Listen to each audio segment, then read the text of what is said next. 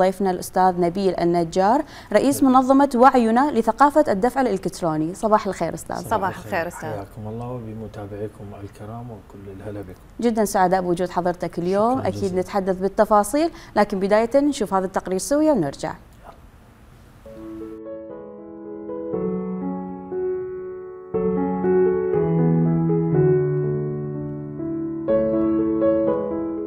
برايا إلكترونايا ودا أرخيلا دمبلخ التكنولوجيا قبرايا زوزي من شوبة مبلوخي وراقي كتباها زونا بشلاها أرخا وش سنتا من شتاسي وخكمي جو ألما وويلا إسا لقنوميا تيويلايا وخامندن خكمي إلى خكمة عراقايا دبسنادي لهم هيوري للعراقايا دمشاني لبرايا إلكترونايا نيخة بنيخة وآها بنيشد مبشطها دمطيت الدكان دزوانا هرب أرخة موبايل ودلازلتا اللي ومبصرت دشقليا وزوزنايا بأرخد وراقد إذ عسقوثة قوم خاميتي ومشانيتي ومقوية إقنوميا رقمايا قو عراق بتعاوذ الشوقي بشطاوي ومهيران الناشي وأب مواد العمليثة دزوانا ومزابوني بش بشطة وقلولتا أها من دي هدية نيخة بنيخة بهواية لي بمرشت دناشي بأن نقايوثة مبلغتا دبرايا إلكترونايا ويولي يثراني أخ مبصرت الطيمة مندي زوينة وواذا عدرانا عم تقاري وبنكي ديلاناي لبراسة أهم تخمنتا قوناشي كتزوزي بتبيشي مخمي ونطيري من قناوة وبتهويا خياروثا على زونتا ومزابنتا لذايا إن إث من دي لا قانونايا وأب مخاميت عدانا كت كلي عملياثا بياشي ليويذي بجلدوثا وخكمة هدية خشاوي لزيتت منيانة مبلخانة دبرايا إلكترونايا خامنيانا رابا قورا وآمن دي هلبت بتمود مقويتة إقنوميا رقمايا قو أثرا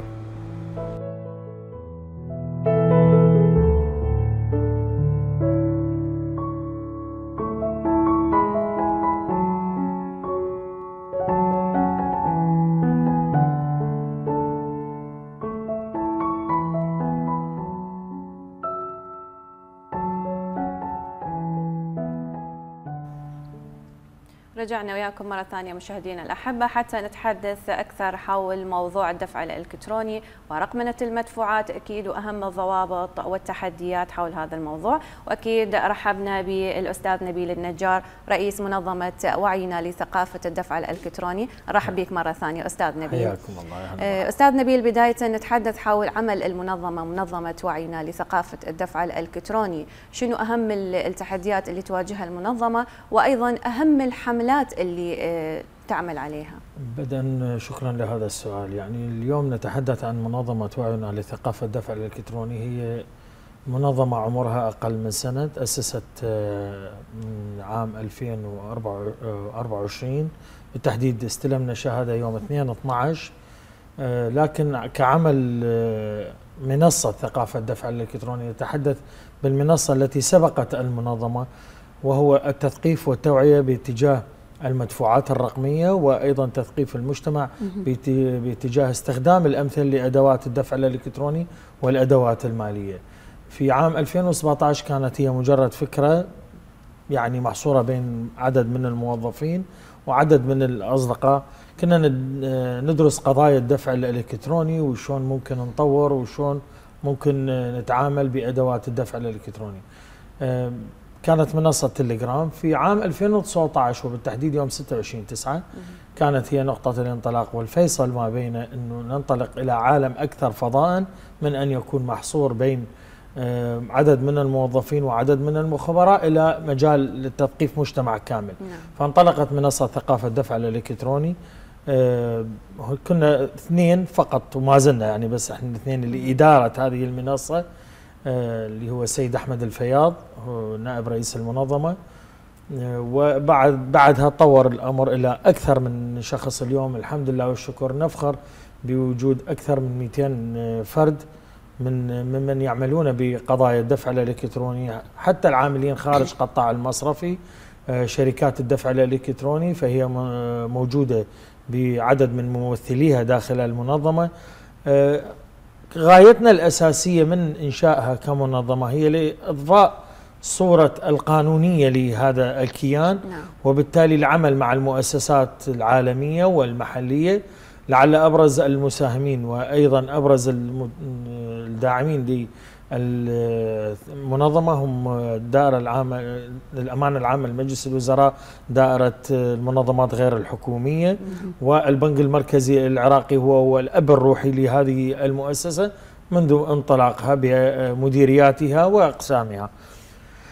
اليوم الدفع الإلكتروني يشكل محور حديث العالم وليس العراق، لعل العراق يبدو أنه آخر من دخل هذا المجال، لكن دخل بسرعة كبيرة جدا.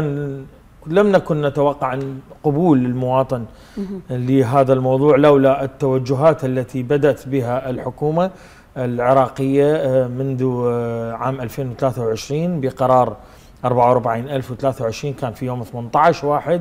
هذا القرار الجريء الذي غير بوصلة الاقتصاد العراقي وبوصلة التعاملات المالية من النقدية إلى اللا نقدية، واليوم الحمد لله والشكر نتحدث عن مفاصل وزارات كاملة هي لا تتعامل بالنقد فقط الكتروني. لعل أبرز هذه المؤسسات هي وزارة الداخلية بمفاصلها والوزارات الأخرى. نعم، مثل ما ذكرت حضرتك عن التخوف اللي ممكن يصاحب أصحاب العمل أو التجار، هل توجد ورشات تدريبية، حملات توعوية أكثر حتى نكسر هذا حاجز الخوف، نوفر الثقة بالتعامل الإلكتروني؟ بالتأكيد أنت اليوم يجب أن تضع مساحة لتثقيف مجتمع. يعني نعم. اليوم نتحدث عن مؤسسات مالية مصرفية وغير مصرفية. هنا نقصد بغير المصرفية هي شركات الدفع الإلكتروني وشركات الصرافة، لهم جزء من هذا التثقيف. مشكلة المواطن العراقي يتأثر بالكلمة على مواقع التواصل الاجتماعي. يعني اليوم أحد الأيام المضت واحد من الناس قال أني سرقت من بطاقتي كذا رقم. هذا الموضوع عاري عن الصحة، لا يمكن أن تسرق أموال من البطاقة بدون علم صاحب البطاقة. هذا هو كان حامي معلوماته وبياناته، ما ممكن أن تسرق بأمواله. اليوم عندي العديد من البطاقات لم تسرق مني دينار واحد، هذه كذوبة، هذه الأموال محمية وفق قانون البنك المركزي والشركة العامة لضمان الودائع أو مؤسسة ضمان الودائع. مسألة التثقيف تندرج ضمن عدة إطارات. هنالك ورشات إلى الجهات الحكومية وفي الفترة الماضية قمنا بها، لكن هنالك جزء أهم من الورش التي تقام للموظفين. نحن اليوم نتحدث عن ثقافة مجتمع 45 مليون. 45 مليون أن توصل للفكرة يحتاج لجهد، لا ممكن أن نبيل نجار ومنظمته أن يقومون بهذا العمل، لكن هو جهد متكامل يبدأ من البنك المركزي وينتهي لدينا. نحن آخر حلقة في هذا الجهد. بالفترة الماضية بالتحديد منذ بداية عام 2023 بدأنا بالتواجد المباشر مع المواطن. كانت في مواقع التواصل الاجتماعي هنالك استفسارات من المواطنين، هنالك تساؤلات من المواطنين عن كيفية استخدام البطاقة وأيضا كيفية التعامل بهذه البطاقة وكيف أحمي بطاقتي، وهنالك فيديوهات توعوية قمنا بها. بعد 2024 بعد ما أخذنا إجازة رسمية أصبح العمل يتغير. يعني شفتوا أنه غير كافية الحملات على مواقع التواصل الاجتماعي؟ هي ممكن تغير بنسبة 10% مو أكثر. ذكرت حضرتك تواجدكم الشخصي مع التجار. نعم. بالتأكيد. بدأنا بحملة نوصلكم. هذه الحملة انطلقت يوم 11/1 عام 2025. بدأناها من قضاء الزوراء في حي المعامل أحد الأطراف النائية لمحافظة بغداد. كانت هي جس النبض لرؤية هل المواطن يتقبل قضية الدفع الإلكتروني أم لا. الحمد لله والشكر كانت لهذه الحملة نجاح باهر. منذ انطلاقتها. كانت هي انطلاقتها مع الشركة العالمية للبطاقة الذكية كيكارد، وبعدها توجهنا إلى المؤسسات الأخرى. لعل أبرز هذه المؤسسات وهم الشركاء لمنظمة وعينا وهم مصرف بغداد وعدد من المؤسسات الأخرى. بما يخص شركات التدريب، شركة بيت الحكمة للتدريب والاستشارات هم الشركاء الأساسيين في قضايا التدريب، وما نتعامل من قضايا التدريب يكون عن طريقهم بالتحديد. كانت هنالك فكرة لجس نبض المجتمع العراقي بشكل مقرب. اليوم عندما نتحدث عن موضوع أنه هل ممكن المواطن يثق بي أو لا، هذا المسألة يحتاج لها جراءة وقوة بنفس الوقت. في يوم 1/9 انطلقت حملة السموئل برعاية البنك المركزي وإشراف قسم الشمول المالي في البنك نفسه. كانت هي اختبار حقيقي لمدى معرفة أنه هل ممكن فريق المنظمة والمنظمات قادرين على الوصول إلى المواطن بشكل مباشر وإقناعه واقتناء أدوات الدفع الإلكتروني وفتح الحسابات. كانت هي هنا مرحلة التحدي. نعم. هل نكون أو لا نكون. فيوم 1/9 انطلقت حملة السموئل مثل ما قلنا برعاية البنك المركزي وإشراف قسم الشمول المالي.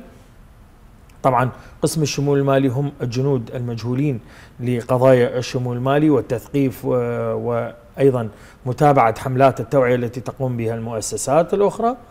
فبدأنا بالحملة من منطقة باب الشرقي وصولا إلى منطقة الميدان. مثل ما تعرفون هذه المنطقة هي المركز التجاري نعم. لمحافظة بغداد وحتى للعراق. فبالتالي أنت اليوم تتواجد مع هؤلاء التجار اللي تعاملاتهم باليوم ممكن يوصل إلى مئات الملايين، وبالتالي إقناع هذه الشريحة باستخدام أدوات الدفع الإلكتروني هنا كان التحدي الأكبر.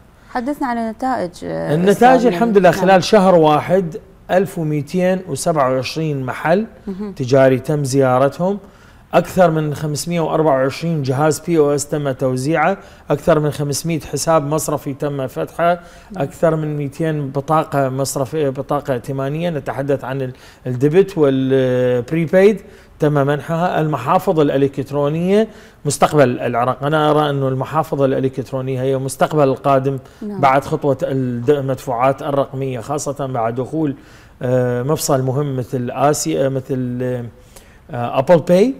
فبالتالي هنالك ستتحول البوصلة من استخدام البطاقات لا إلى استخدام الساعات وحتى الرينج والموبايل ممكن تدفع به.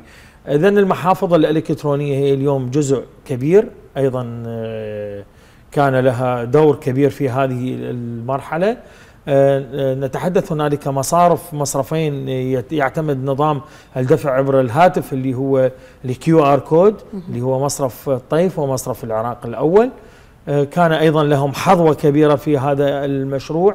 الحمد لله والشكر كانت النتائج إيجابية، يعني نتحدث عن 1227. نعم، وخلال فترة قصيرة مثل ما ذكرت. خلال فترة شهر هذه. نعم أكيد. خلال هذه الفترة ونتوزع أكثر من 500 جهاز. إذا أنت حققت بنسبة 45%، إذا ما نريد نقول أكثر 45% تقبلوا فكرة الدفع الإلكتروني واعتمدوها. نعم. واعتمدوا. هذا نعتبره تحدي ناجح والحمد لله والشكر. الحملة القادمة يعني ستكون تشمل محافظة بغداد بشكل كامل. تم توزيع المناطق بأكثر من 67 منطقة تجارية، في حتى على قولتها حتى الدكان البعيد اللي راح نوصل له. نعم. انه نخلي اليوم ممكن يعتمد ادوات الدفع الالكتروني، حتى اذا ما اعتمد اليوم هذا الدفع الالكتروني فهو وصل الى حافة قناعة بسيطة. المواطن اليوم محتاج قضية مهمة اللي هي وصولك انت اليه. المواطن سئم من قضية انه هو يروح للمصرف والمصرف يطلب متطلبات والى اخره، على الرغم من اصدار اعمامات صارمة الى المصارف من البنك المركزي العراقي، اخرها اعمام يوم امس بقضية استلام المبالغ من المواطنين حتى المبالغ التالفة وغيرها. اليوم هذه عندما توصل للمواطن راح تحسسه نوع من الاطمئنان انه اني يمك، اني واصل لك. فلهذا اختارينا اسم حملة نوصلكم. نوصلكم بمعنى انه اني اوصل لك، اني اجيب المؤسسة واني اطرق بابك. يوم الثلاثاء المضى اللي المفروض كنا ضيف عندكم اني بهذا اليوم، لكن لاضطراري انه اطلع الى محافظة النجف قضاء المشخاب من اجل نشر ثقافة الدفع الالكتروني في هذا القضاء. مثل ما قلنا انه من وصلنا للقضاء انا توقعت انه ما راح القى دفع الكتروني، لكن لا، رحت لقيت اكو دفع الكتروني بشكل كبير جدا وعززنا هذا الدفع الإلكتروني من خلال المؤسسات التي رافقتني، منها مصرف بغداد كان مرافقني، مصرف المال الإسلامي، مصرف التنمية، شركة العرب، شركة القاصة، شركة الساقي، المصرف الأهلي العراقي، شركة آسيا باي اللي هي محفظة آسيا باي اللي تحدثنا عنها. لقيت اكو تقبل من قبل المواطن. البعض رفض، وهذا امر طبيعي جدا، انك مستحيل انك اليوم تقدر تقنع الكل ان يقبلون فكرتك. نعم. فبالتالي انت راح تلاقي رفض، لكن هذا الرفض كيف تتعامل معه؟ هذه هي نقطة المحور اللي عندنا نتحدث فيها. ممكن يكون بداية فقط من يشاهد التجارب الآخرين أكيد راح تختلف القناعة. بالتأكيد. هذا ما تحدث عنه اليوم. أنت اليوم من تقنع مواطن رافض للفكرة، اليوم هو رافض باكر راح يقتنع، من راح يشوف مثل ما قلتي تجارب ناجحة، تجارب شاف تجربتك أنت ناجحة، فبالتالي هو راح يتشجع. نعم. راح يروح إلى أدوات الدفع الإلكتروني. نعم. طيب أستاذ نبيل، أيضا تحديات أخرى ممكن تواجهكم وهي البنية التحتية.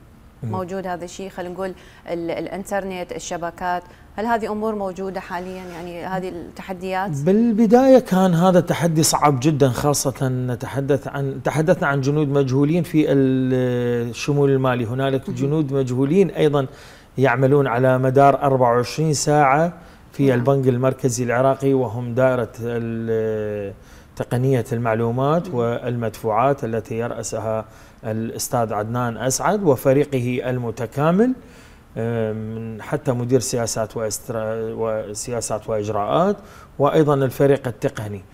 هؤلاء الجنود المجهولين لو لم يكونوا يعملون على مدى 24 ساعة، أنا أسميهم ATM العراق، وهم 7 على 24.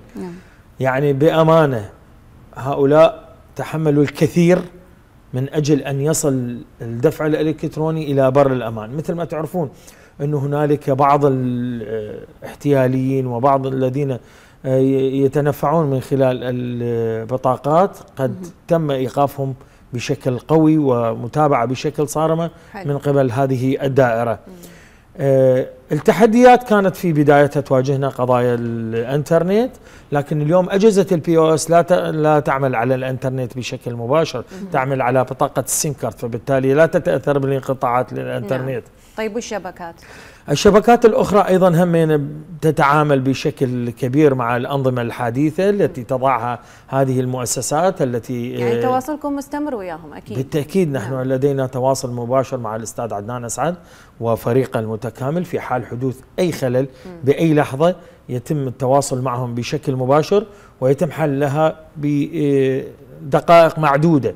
على سبيل المثال، ليس الحصر، قبل فترة 7 أشهر إلى 8 أشهر حدثت هنالك مشكلة بسيطة لإحدى الشركات في محافظة كركوك. مجرد ما أن اتصلت بالأستاذ عدنان بلغته بالمشكلة، لأن المشكلة وصلتنا عن طريق أحد المواطنين من خلال المنصة. فقلت له أستاذ أنه كذا وكذا صار، والله بدقائق، أقسمها بدقائق انحلت. ورجع هذا الشخص. الحلوة بمتابعين منصة ثقافة الدفع الإلكتروني، من تنحل المسألة يرجعون ترى انحلت المسألة. هذا دليل ثقة. عفوا، هذا دليل ثقة، انه اليوم ناس تثق بيك، من تحل لها مشكلتها الناس تبدي تثق بيك. فالحمد لله والشكر، كسب ثقة الناس لم يكن أمر سهل، كسب ثقة الحكومة العراقية لم يكن بالأمر السهل، كسب ثقة العنصر الأهم وهو البنك المركزي بدوائره عفوا بدوائره، وايضا بادارته العليا المتمثله بمعالي محافظ البنك المركزي السيد علي العلاق والدكتور عمار الخلف، والمدراء العامون الاخرون الذين يعملون في البنك المركزي العراقي. نعم أستاذ نبيل، سؤالي هو حتى يمكن يكون سؤال أغلب المشاهدين، هو عن عمولات الدفع والسحب والتغيرات اللي ممكن تحدث على الأسعار. ممكن يكون المواطن على وعي أكبر حتى يكون على ثقة بهذا التعامل. اليوم حملاتنا لا تشمل فقط انه شلون نحمي المواطن او نعرف المواطن شلون يحمي نفسه او يحمي بطاقته. نعم. لا اليوم احنا حملاتنا دا تندرج ضمن اطار التثقيف الخاص لمساله حمايه الجمهور وايضا تثقيف المواطن بحقوقه وليس بحقوق المؤسسات. اليوم لدينا حق للمواطن وحق للشركه. اليوم المواطن عليه ان قبل لا يوقع عقد الشركه ان يقرا هذا العقد، يفهم ما له وما عليه. من السياسات والاجراءات التي وضعها البنك المركزي والتي يشرف عليها بشكل مباشر قسم الشمول المالي في البنك المركزي العراقي، وهو قسم حمايه الجمهور. هذا القسم من اكثر او شعبه حمايه الجمهور في قسم الشمول المالي. هذا القسم، قسم الشمول المالي اليوم هو يتابع بشكل حثيث وعلى مدى 24 ساعة، لا يختلف عن قسم تقنية المعلومات. أيضا لديه فرق على مدى 24 ساعة متابعة الحالات والمشاكل التي يقع فيها المواطن، توجيه المواطن بالاتجاه الأمثل لاستخدام أدوات الدفع الإلكتروني، وأيضا المحور الأهم توعية الجمهور بحقوقهم. اليوم من ضمن الحقوق اللي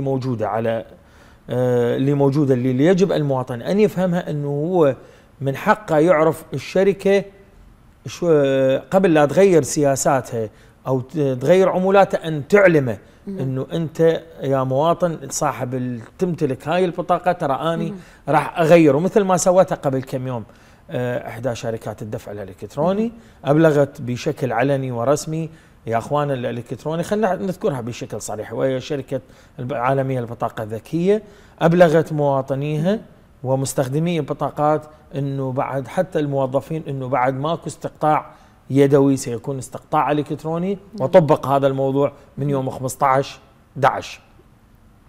قبلها مصرف الاف اي بي من توقف عنده خدمه الدفع خارج العراق، ابلغ على من طريق منصاته انه احنا توقفنا، بطاقاتنا توقفت عن السحب خارج العراق، فيا مواطنين كونوا نبيهين. نعم، يعني أي تغيير يكون المؤسسة تبلغ به. نعم، يتم إشعاره. حتى اليوم تحديثات اللي تصير على البرامج الخاصة بالتطبيقات للمؤسسات المالية المصرفية وغير المصرفية، يتم إعلام المواطن أنه من الساعة كذا للساعة كذا سيكون هنالك تحديث للبرنامج، فبالتالي هنالك إطفاء. نعم. قبل فترة ليست بالبعيدة كلكم سمعتوا انه صار توقف باحدى شركات الدفع الالكتروني، هذا التوقف، والبعض قال فلوسي راحت بالبطاقه، والبعض قال تصفرت، هذا ماكو شيء. انت اليوم اموالك محميه برقم الحساب وليست محميه بالبطاقه. نعم. البطاقه تكون محميه ام ما محميه بها اموالك في حال انت تسلمها. انت اليوم من تسلم بطاقتك كمواطن، من تسلم بطاقتك الى سين من الناس، انت سلمت له رقم حسابك، اي بمعنى سلمت له مفاتيح خزنتك وقلت له هاك روح تعامل بفلوسي وتعامل بكل ما املك من خلال هذه البطاقه. حتى باكر عقبه من سحبت منه البطاقه ونزلت فيها فلوس، هو يقدر يسحب ويتعامل بها بدون ما تحس انت، باعتبار انه انت اعطيته التفويض. فهذا واحده من الاساسيات اللي نتحدث بها، تثقيف المجتمع على الاستخدام الامثل لادوات الدفع الالكتروني، وايضا النقطه الاهم حقوقك انت كمواطن. نعم. واجب الحفاظ عليها، واجب التحافظ عليها، وواجب الداعي المؤسسات في حال غيرت سياستها دون علمك حتى ممكن تقاضيها. نعم. إذا أستاذ نبيل، ختاما في ضوء هذه المعطيات كلها، هل ترى أن المواطن العراقي مستعد لمستقبل أقل نقدا؟ جدا جدا. كنا متخوفين من انه قضيه انه استخدام ادوات الدفع الالكتروني، لكن اليوم بحمد الله هنالك شيئين اريد ان اختم بهن. انه هنالك رغبه وقرار. رغبه الحكومه العراقيه وقراراتها مع البنك المركزي العراقي غيرت بوصله الاقتصاد العراقي. نحن اليوم ادوات لهذه القرارات والرغبات. نعم. الادوات تنفذ على ارض الواقع بما يتلائم مع مصلحه المواطن، ليس فقط مصلحة الحكومة العراقية. نتحدث عن مصلحة المواطن. أنت اليوم إذا لبيت رغبة المواطن بالشكل الأمثل والصحيح وثقفته ووعيته من خلال حتى الأطفال تزورهم للمدارس، أنت اليوم خلقت جيل واعي. نتحدث عن جيل بالفعل بعد 10 سنين أعتقد يعني بنسبة 88% إلى 90% سيكون استخدامه رقمي بالكامل. قبل 10 سنين وين كنا عن الايبادات وعن استخدام ادوات الدفع الالكتروني؟ احنا اليوم وين؟ نتوقع أنه خلال ال5 سنين القادمة ستكون هنالك ثورة كبيرة في المجتمع العراقي من خلال منظمتنا والمؤسسات الأخرى. إن شاء الله. إن شاء الله. إن شاء الله أكيد. أستاذ نبيل النجار، شكرا جزيلا لوجود حضرتك ويانا اليوم. إن شاء الله لنا لقاءات ثانية أيضا. إن شاء الله. أكيد. شكرا جزيلا لك وشرفتنا ونورتنا بالاستوديو، ونشكركم نشكر جهودكم المتواصلة. أكيد منظمة وعينا حول يعني تعريف الجمهور والمواطن بثقافة الدفع الإلكتروني. شكرا جزيلا لك.